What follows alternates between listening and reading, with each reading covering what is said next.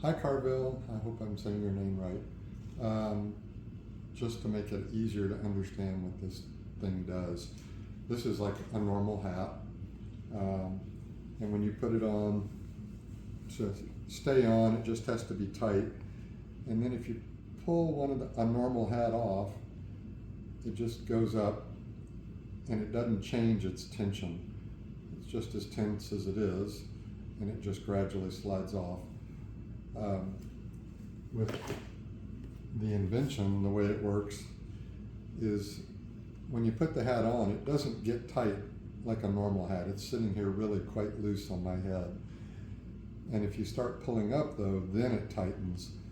And so on the other hat, when I turned loose of it, when pulling up, it just stayed where it was. But this hat, I don't know if you can see this or not, it jumps back down because it's got tension on it. And then if you go far enough, see if you can take a picture right up in here, Sandy. Can you see the underside? If you go far enough, then the ring flips and then it becomes easy to remove and it comes on off. And let me see the phone right quick. So there's the spiral spring and the flat ring that it's attached to on edge, and the slits are basically invisible, but there are slits between each spiral. And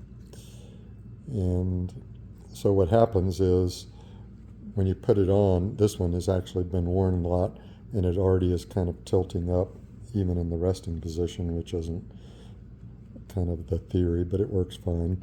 And then when you take it off, the spiral goes through the hair, contacts the scalp, has a little bit of friction, and that causes it to flex.